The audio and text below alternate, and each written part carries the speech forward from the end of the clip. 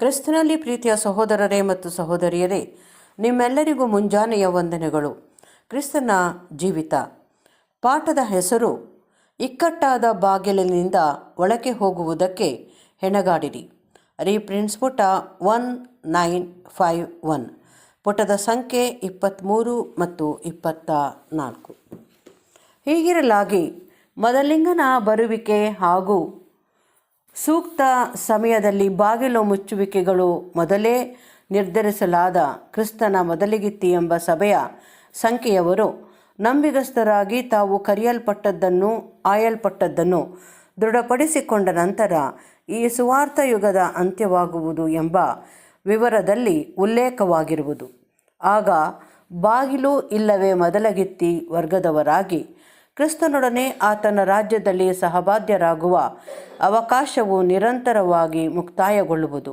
ಅಲ್ಲಿ ಮೊದಲೇ ನಿಶ್ಚಿತವಾದ ಸಂಖ್ಯೆಗೆ ಒಂದು ಕಡಿಮೆ ಇರಲು ಸಾಧ್ಯವಾಗಿರದಂತೆಯೇ ಒಂದು ಹೆಚ್ಚಿನ ಸಂಖ್ಯೆಯು ಇರಲು ಸಾಧ್ಯವಾಗದು.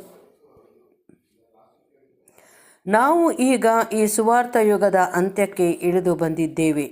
ಅರಸನಾದ ಮೊದಲಿಂಗನು ಬಂದಿರುವನು. ಬುದ್ಧಿವಂತೆಯರಾದ ಕನ್ಯೆಯರು ಸತ್ಯವೇದದಲ್ಲಿನ ಸಾಕ್ಷ್ಯ ಆಧಾರಗಳನ್ನು ಪರಿಶೀಲಿಸುವವರಾಗಿ ತಮ್ಮ ಆರತಿ ದೀಪದ ಕುಡಿಯನ್ನು ಕತ್ತರಿಸಿಕೊಳ್ಳುತ್ತಿರುವರು. ಆತನ ಪ್ರತ್ಯಕ್ಷತೆಯ ಗುರುತನ್ನು ಕಂಡುಕೊಂಡವರಾಗಿ ಮುನ್ನಡೆದು ಮದುವೆಗೆ ಹೋಗುತ್ತಿರುವುದಾಗಿ ತಮ್ಮ ವಿಷಯದಲ್ಲಿ ಘೋಷಿಸಿಕೊಂಡಿರುವರು. ಸ್ವಲ್ಪ ಕಾಲದಲ್ಲೇ ಈ ವರ್ಗದಲ್ಲಿನ ಕಡೆಯ ಸದಸ್ಯನು ಒಳಗೆ ಸೇರುವನು ಮತ್ತು ಬಾಗಿಲು ಮುಚ್ಚಲ್ಪಡುವುದು. ಅನಂತರ ಬುದ್ಧಿಯಿಲ್ಲದ ಕನ್ಯಕೆಯರು ತೂಕಡಿಸುವವರಾಗಿ ಚಿಂತಾಭಾರಗಳಿಂದ ತುಂಬಿರುವುದು ಮಾತ್ರವಲ್ಲದೆ ಸಾಕಷ್ಟು ಉತ್ಸಾಹದ ಕೊರತೆಯೂ ಉಳ್ಳವರಾದರೂ ಕನ್ಯಕೆಯರಾಗಿ ತಮ್ಮನ್ನು ಚಟುವಟಿಕೆಯಲ್ಲಿ ತೊಡಗಿಸಿಕೊಳ್ಳಲು ಆರಂಭಿಸುವರು. ಅವರು ಜೀವಿತ ಅನುಭವವೆಂಬ ಮಾರುಕಟ್ಟೆಯಲ್ಲಿ ಎಣ್ಣೆಯನ್ನು ಕೊಂಡುಕೊಳ್ಳುವರು. ಸುವಾರ್ಥ ಯುಗದ ಅಂತ್ಯವು ತಮ್ಮ ಮೇಲೆ ಬಂದಿರುವುದನ್ನು, ಮೊದಲಿಂಗನು ಆಗಮಿಸಿರುವುದನ್ನು ಮತ್ತು ರಾಜ್ಯದಲ್ಲಿನ ಔತಣಕೂಟವು ಇನ್ನೂ ನಡೆಯಲಿದೆ ಎಂಬುದನ್ನು ಗ್ರಹಿಸಿಕೊಳ್ಳಲು ಆರಂಭಿಸುವರು. ಆದರೆ ಬಿರುಗಾಳಿಯು ದಟ್ಟವಾಗುತ್ತಿರುವುದನ್ನು ಅವರು ನೋಡುವಾಗ ಮದುವೆಗೆ ಹೋಗಲು ಆತುರ ಪಡುವವರು ಅಲ್ಲದೆ ಅನೇಕರು ತಾವು ಒಳಸೇರಲು ನಿರಾಕರಿಸಲ್ಪಟ್ಟವರಾಗಿ ತಮಗೆ ಬಹಿಷ್ಕಾರವಾಗಿರುವುದನ್ನು ಕಂಡುಕೊಳ್ಳುವರು. ಆಗ ಅವರು ತಾವು ಕ್ರಿಸ್ತನೊಂದಿಗೆ ಸಹಬಾಧ್ಯತೆ ಎಂಬ ಬಹುಮಾನವನ್ನು ಪಡೆಯಲು ಓಡುವುದರ ಮೂಲಕವಾಗಿ ದೇವರಿಂದ ಕರೆಯಲ್ಪಟ್ಟು ಆಯಲ್ಪಟ್ಟದ್ದನ್ನು ದೃಢಪಡಿಸಿಕೊಳ್ಳಲು ತಾವು ವಿಫಲರಾಗಿದ್ದೇವೆಂಬುದನ್ನು ಗ್ರಹಿಸಿಕೊಳ್ಳುವರು. ನಿಮಗೆ ಗೋಳಾಟವೂ ಕಟಕಟನೆ ಹಲ್ಲು ಕಡಿಯೋಣವೂ ಇರುವವು. ಹೌದು, ಕೂಡುವುದಾಗಿ ಪ್ರಸ್ತಾಪಿಸಿದ ಅಲ್ಲದೆ ಹೊಂದಲು ಪ್ರಯತ್ನಿಸಿದರೆ, ಆದರೆ ಬಹು ಭಿನ್ನವಾಗಿ ಪ್ರಯತ್ನಿಸಿದ ಬಹುಮಾನವನ್ನು ಕಳಕೊಂಡಾಗ ಅಲ್ಲಿ ಕೇವಲ ನಿರಾಶೆಯಾಗುವುದು ಮಾತ್ರವಲ್ಲದೆ ಕೆಲವು ಬಗೆಯ ಗೋಳಾಟ ಸಂಕಟಗಳು ಬೇರೊಂದು ಕಾರಣದಿಂದಲೂ ಏಳುತ್ತದೆ. ಇದ್ದಕ್ಕಿದ್ದಂತೆಯೇ ತಾವು ಮೊಟ್ಟಮೊದಲು ಜನಾಂಗವು ಉಂಟಾದಂದಿನಿಂದ ಇಂದಿನವರೆಗೆ ಸಂಭವಿಸಿದಂಥ ಮಹಾಸಂಕಟದ ನಡುವೆ ಇರುವುದನ್ನು ಕಂಡುಕೊಳ್ಳುವರು. ಆ ಒಂದು ಸಂಕಟವು ಲೋಕವನ್ನೆಲ್ಲ ವ್ಯಾಪಿಸಿಕೊಳ್ಳುವುದು ಹಾಗೂ ಬಾಗಿಲು ಮುಚ್ಚುವುದರೊಳಗೆ ಅದರಲ್ಲಿ ಸೇರಿಕೊಂಡವರ ಹೊರತು ಬೇರೆ ಯಾರೂ ಅದರಿಂದ ತಪ್ಪಿಸಿಕೊಳ್ಳಲಾರರು. ಅವರ ವಿಷಯವಾಗಿ ಹೀಗೆ ಹೇಳಿದುದಾಗಿದೆ: ಇವೆಲ್ಲವುಗಳೊಳಗಿಂದ ತಪ್ಪಿಸಿಕೊಳ್ಳುವುದಕ್ಕೂ ನೀವು ಪೂರ್ಣ ಶಕ್ತರಾಗುವಂತೆ ಎಚ್ಚರವಾಗಿರ್ರಿ.